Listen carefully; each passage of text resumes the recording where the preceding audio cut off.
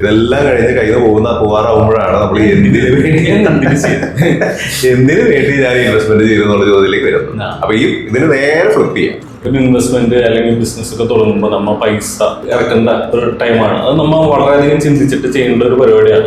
എന്തൊക്കെയാണ് നമ്മൾ മൈൻഡിൽ നമ്മൾ പ്രിപ്പയർ ചെയ്ത് വെക്കേണ്ടത്? ആദ്യം അറിഞ്ഞിരിക്കേണ്ടത്, ഏതൊരു കാര്യം ഇൻവെസ്റ്റ്മെന്റ് ആയിട്ട് ഇറങ്ങുമ്പോഴും ആദ്യം ചിന്തിക്കേണ്ടത്, ഞാൻ എന്തിനു വേണ്ടിയാണ് ഇൻവെസ്റ്റ് ചെയ്യുന്നത്, എന്റെ പർപ്പസ് എന്താണ്. അത് എന്റെ ആവാം, എന്റെ കുടുംബത്തിന്റെ ആവാം, എന്റെ ഒരു കൂട്ടായ്മയുടെ ആവാം, എങ്ങനെ വേണമെങ്കിലും ആവാം. പർപ്പസ് എന്താണെന്നുള്ളത് ആദ്യം എന്തിനു വേണ്ടിയാണ് എന്നുള്ളത് നമ്മൾ ആദ്യം ക്ലിയർ ആകും. അത് കഴിഞ്ഞാലാണ് പിന്നെ ഇത് എങ്ങനെയാണ് ഞാൻ ചെയ്യേണ്ടത് എന്നുള്ളത് ഉത്തരത്തിലേക്ക് വരും. ഇത് കണ്ടുപിടിക്കുക, എങ്ങനെ ഞാൻ ചെയ്യണം, ഞാൻ ഒറ്റയ്ക്ക് ചെയ്യണോ, ആരോടെങ്കിലും ചോദിക്കണോ, കൺസൾട്ടൻസിനെ സമീപിക്കണോ എന്നുള്ള കാര്യങ്ങളൊക്കെ എങ്ങനെ. ഇതെല്ലാം കഴിഞ്ഞിട്ടാണ് നമ്മൾ എന്ത് ഇൻവെസ്റ്റ്മെന്റ് ആണ് ചെയ്യുന്നത്.